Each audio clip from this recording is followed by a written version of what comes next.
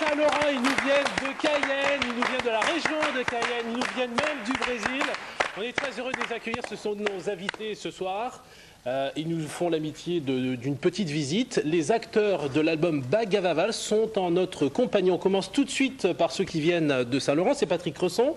Bonsoir, ça va? Ça va. Gaston Immigré, que l'on ne présente plus, que l'on connaît, bonsoir, qui est déjà venu ici nous rendre visite. Je me souviens, c'était l'an dernier. Ça va bien depuis la dernière fois? Ça va. C'est parfait. Claude Henrion également est en notre compagnie. Ce sont les deux leaders de Bagavaval. Ça va bien? Oui, ça va. C'est super. Nous avons également quelqu'un que l'on aime bien aussi.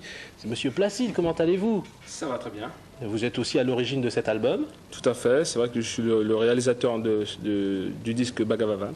On reviendra là-dessus tout à l'heure. Éric Gabelus, bonsoir à vous. Vous êtes également musicien et vous faites partie de la grande fête.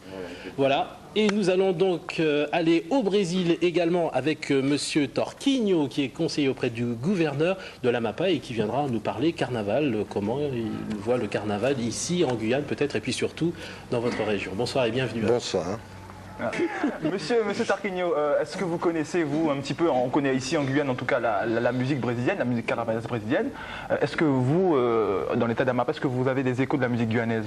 Ouais, je dirais même qu'il y a des compositeurs d'Amapá qui sont beaucoup influencés des musiques des Caraïbes.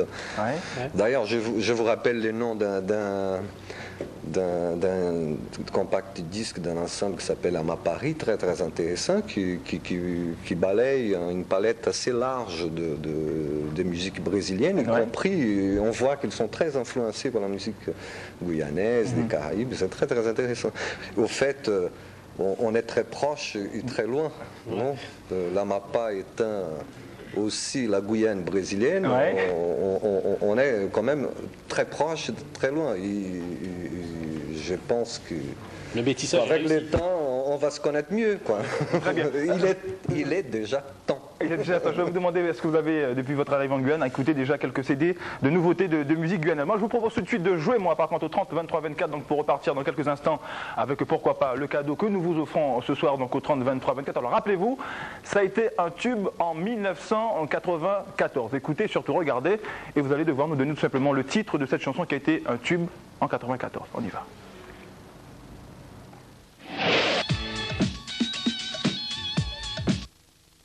Monsieur Torquinho, vous voyez là.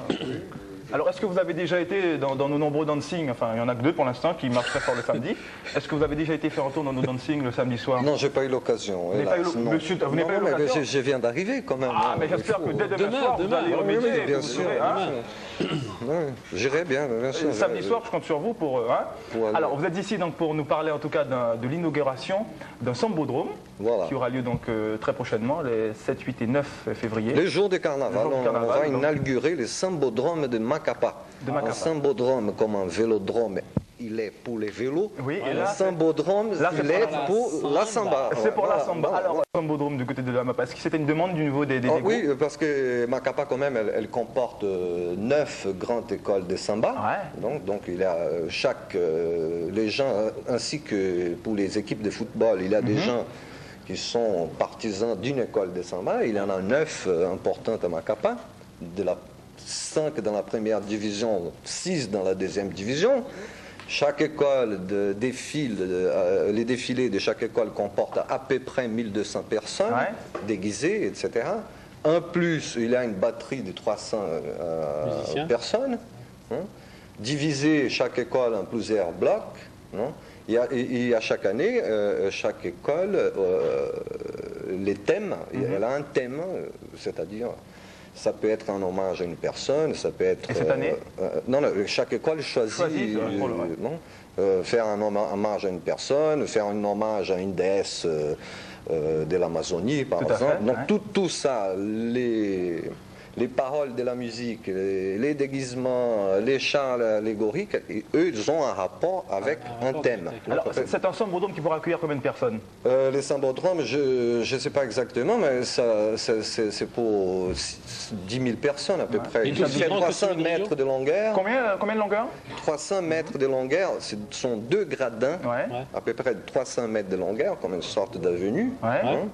Que les gens peuvent assister soit sous les gradins, soit sous des loges. Très bien. Alors, vous êtes également ici, vous essayez de mettre sur pied une opération afin de mettre en place un charter pour emmener certains Guyanais à l'inauguration de ce sambodrome. Voilà, on est venu ici inviter les Guyanais au moins une fois dans sa vie, aller à Macapa et connaître notre carnaval. Et pour ça, avec les agences de voyage, on a essayé de mettre au point un programme, que les gens viennent. Est-ce que ça s'annonce bien pour l'instant? Est-ce que ça s'annonce bien? C'est la première fois qu'on fait. Et en même temps, comme les sambodromes est inauguré cette année, on essaye d'au moins lancer les bases pour faire ça. Vous avez l'ambition de concurrencer un petit peu Rio, le sambodrome de Rio?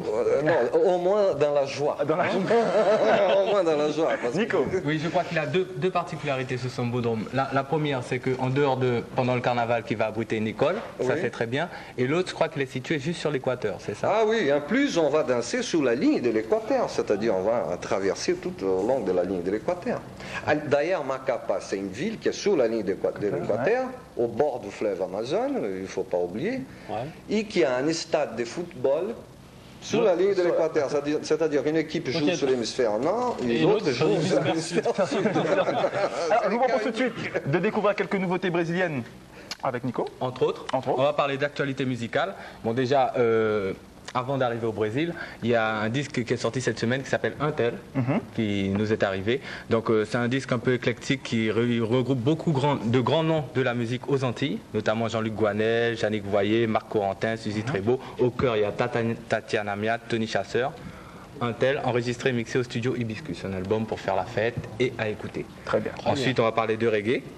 Donc c'est le Reggae Hit volume 21. Rendez-vous compte, 21, donc c'est le 21e qui regroupe tous les grands noms du reggae. C'est une compile avec Sly Robbie, il y a Mission Impossible dedans. Je vais écouter, c'est vrai que ça a l'air pas mal. Le morceau Cambietano, Benny Man, Buju Benton, etc. Et là on arrive au Brésil. Vous savez que bon, nous on a toujours les hits avec un peu de retard. Ça c'est sorti en 96, ça s'appelle Haché Baya et ça a beaucoup de succès maintenant. Et ici en Guyane, et ça réunit des artistes comme Netinho, Tira Samba, Companhia do Pagode et Timbalada qui fait un gros succès en Guyane à présent. Bon, je ne pourrais pas chanter en portugais, mais ah non non non non non non Tojoro, non non non non non non, voilà, on connaît. Nouvelles gens qui rentrent dans la... Voilà, et on en arrive depuis quelques temps, voilà. Et on en arrive à l'état d'Amapa, puisque en fait... Avec un CD, une compilation produite par la Ligue des écoles de samba de l'état d'Amapa. Donc j'en profite pour féliciter monsieur Thomas, Tony, Tarquinho et tous ceux qui sont occupés de cette affaire. C'est une excellente initiative. Cette compilation a pour thème le carnaval 97. Et en fait, le thème du carnaval cette année, c'est un univers de bonheur, de fantaisie, de mythes et de légendes. D'accord. Donc là, on va partir maintenant... On va parler de Sambodrome tout à l'heure. On va partir voir le Sambodrome de Rio. Ça va vous donner une idée de ce qui va se faire du côté de l'Amapa. Donc le vendredi 7. Donc pour se faire une idée, je vous invite à Rio. Ce sont des images tirées d'un reportage de Jean-Philippe Touzeau. Et c'était en 95. Il relatait l'histoire d'une bandera, porte-drapeau, qui il a suivi dans tout le carnaval. Est-ce que le Sambodrome de l'Amapa, il sera pas peut-être aussi joli, je sais pas, mais est-ce qu'il y aura cette chaleur, cette ambiance? Certainement. C'est ça qu'on espère. C'est les déguisements, les couleurs. Moyens peut-être ne sont pas les pareils. Seront pas les mêmes. Mais en juin, on peut arriver au même résultat. Et d'autre part, c'est quand même bien, les gens se déguisent bien, c'est un beau spectacle. D'ailleurs, les écoles de samba de Macapa défilent depuis 1946, donc ils ont déjà une expérience. Alors, où est-ce qu'on peut se renseigner pour cette opération? Il faut chercher auprès des agences de voyage. Sur la place? Oui, sur la place, oui, pour cette année. Et on espère qu'à partir de l'année prochaine, ça sera plus rodé, les gens connaîtront mieux, etc. Et ce sera moins cher. Et on espère aussi des gens, des ensembles d'ici viennent aussi défiler dans ces... Ah, pourquoi pas? Moi, en tout cas, je compte sur vous. Bien sûr. Je compte sur vous samedi soir, en tout cas à Cayenne, pour les dancing. D'ailleurs, je parle aussi au nom de la Ligue, c'est-à-dire la Fédération des écoles de samba de Macapa, qui ont vivement invité les gens d'ici, des blocs, etc. On va essayer l'année prochaine mettre au point un ensemble qui puisse ouvrir ou clôturer un ensemble des Guyanes. Très bien, merci M. Tarquinho. On fait une courte pause, on se retrouve dans quelques instants. Dayachek vous a présenté Chal Déliré.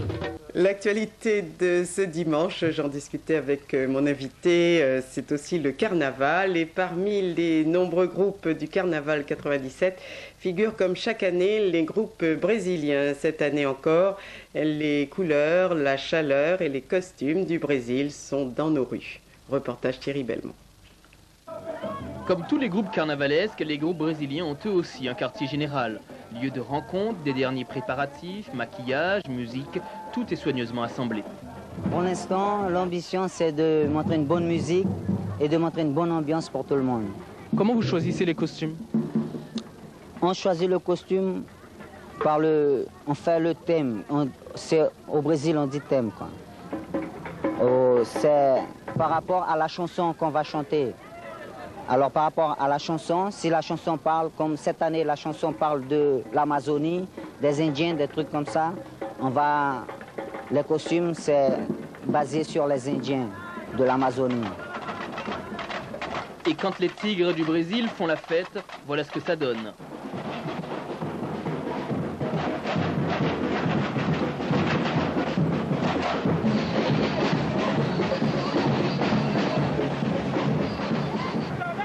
Cette année, le comité carnavalesque brésilien a évoqué l'idée de rassembler l'ensemble des groupes, une idée qui n'a apparemment pas porté ses fruits, mais en attendant, on danse dans l'insouciance.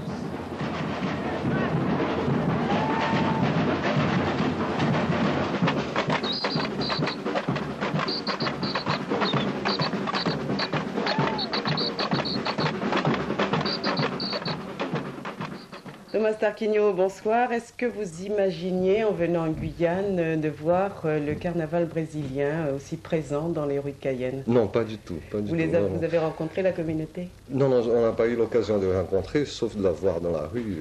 Aujourd'hui, on a pu observer qu'il y avait pas mal de Brésiliens qui défilaient dans la joie, dans une parfaite intégration et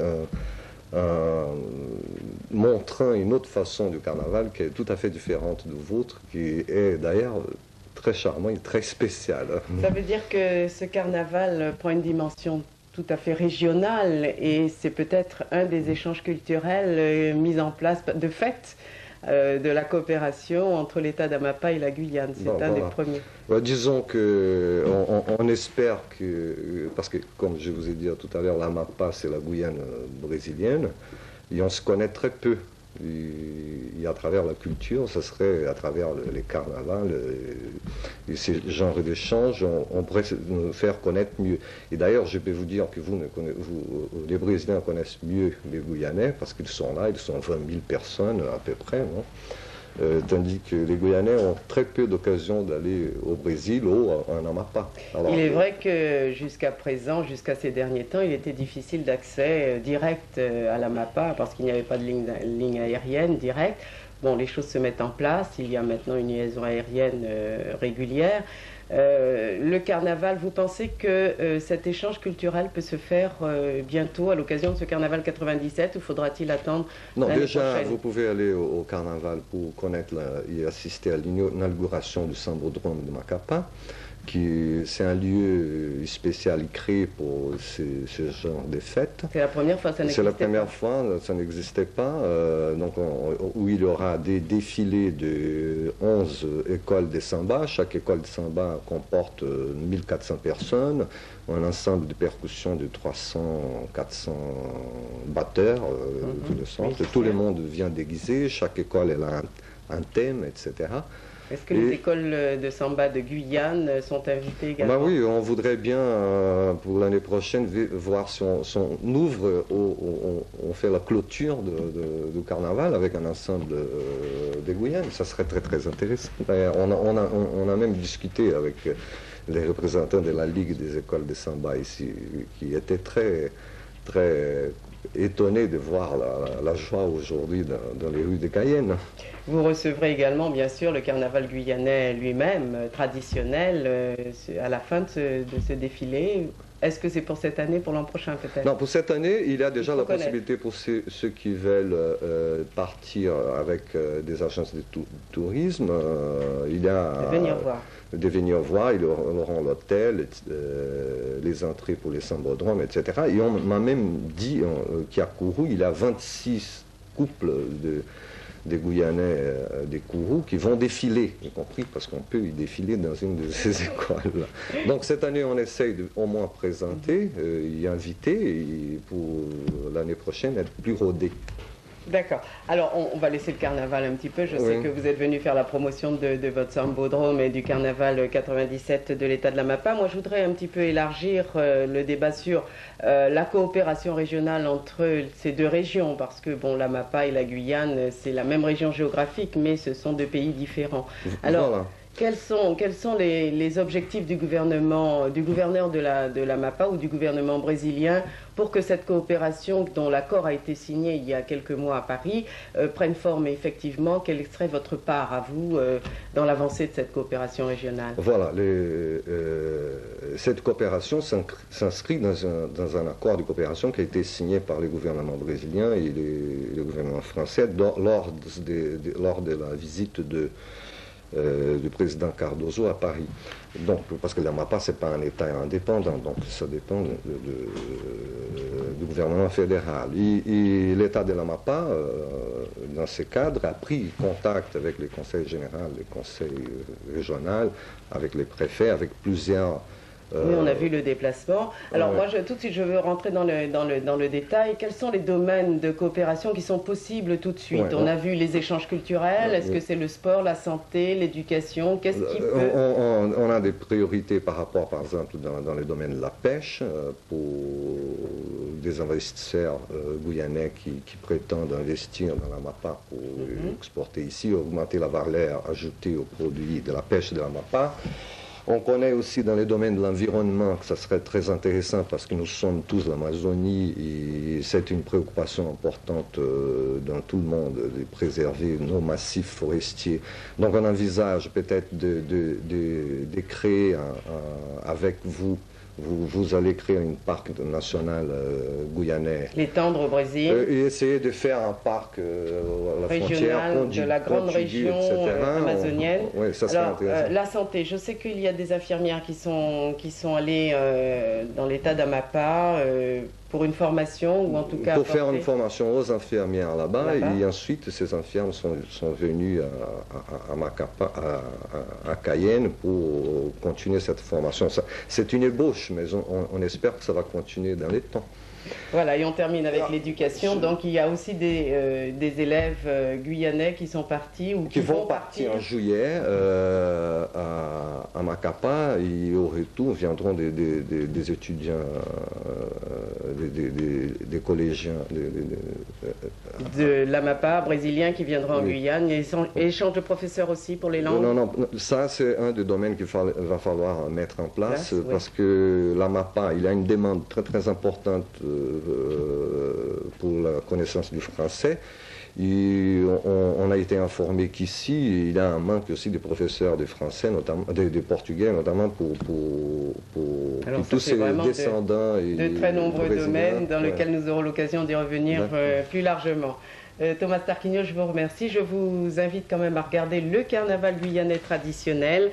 Ce sont des images qui ont été tournées cet après-midi dans les rues de Cayenne. Regardez cette ambiance. Merci.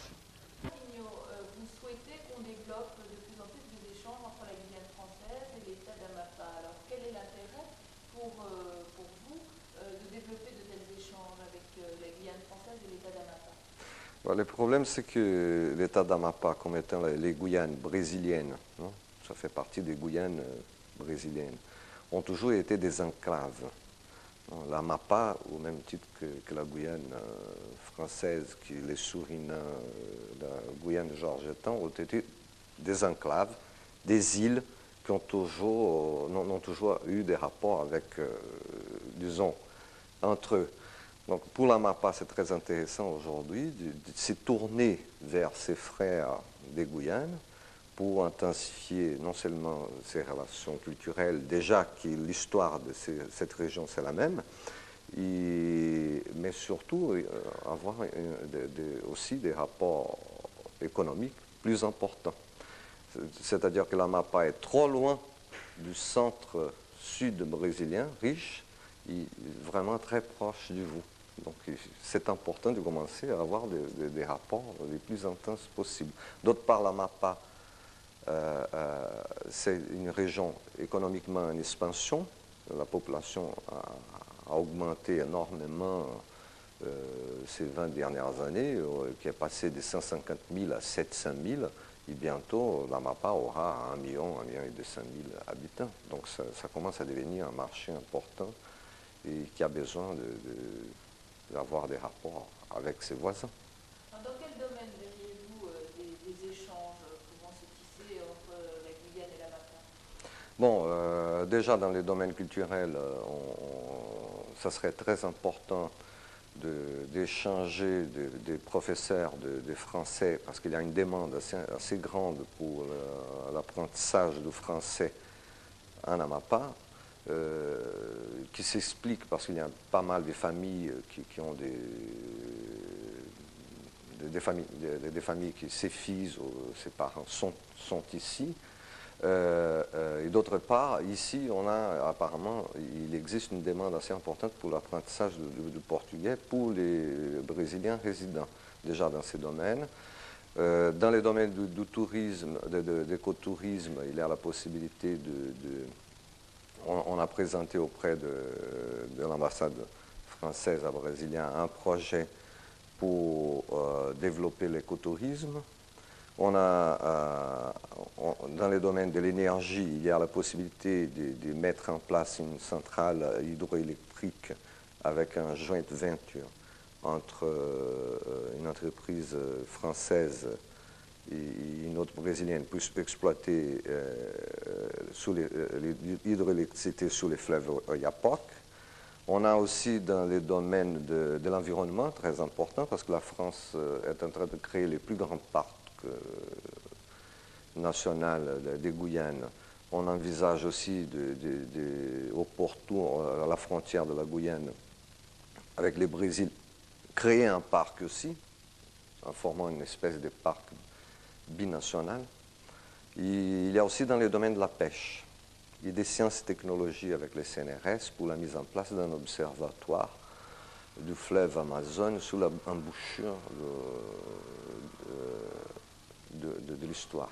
Quels sont les contacts que vous avez déjà pris ici? Est-ce que vous avez déjà quelques engagements au niveau de la coopération régionale? Quelques-uns, oui, déjà avec la visite, ce n'est pas la première fois qu'on y vient. Il y a eu à plusieurs reprises des contacts, soit du gouverneur à Paris, avec les autorités du ministère de la Coopération, des Affaires étrangères, de l'Environnement, ministère de l'Environnement. Et aussi, c'est la troisième fois qu'il y a une délégation de l'État d'Amapa qui est venue ici. Et on a pris contact avec le Conseil général, les conseils généraux et le Conseil régional, avec les préfets et plusieurs organismes de l'administration d'État, et aussi avec des représentants du secteur privé. D'ailleurs, il y a une entreprise de pêche qui est intéressée à investir dans cette région, dans la MAPA. Alors, plus proche de nous, le carnaval, vous avez innové dans l'état d'Amapa pour ce carnaval 97. Est-ce que vous pouvez nous en parler? Voilà, l'état d'Amapa, à Macapá, sa capitale, qui d'ailleurs est en bordure du fleuve Amazone, l'État a décidé de créer un sambodrome. C'est un lieu pour danser la samba, parce qu'il y avait une demande assez importante de la part de la population qui est organisée dans une dizaine de grandes écoles de samba et qui demandait toujours ces lieux pour les défilés. Alors c'est quand même une construction qui rassemble, elle est semblable à un stade de football, avec la différence qu'elle a une entrée, une sortie grande par où passent les défilés.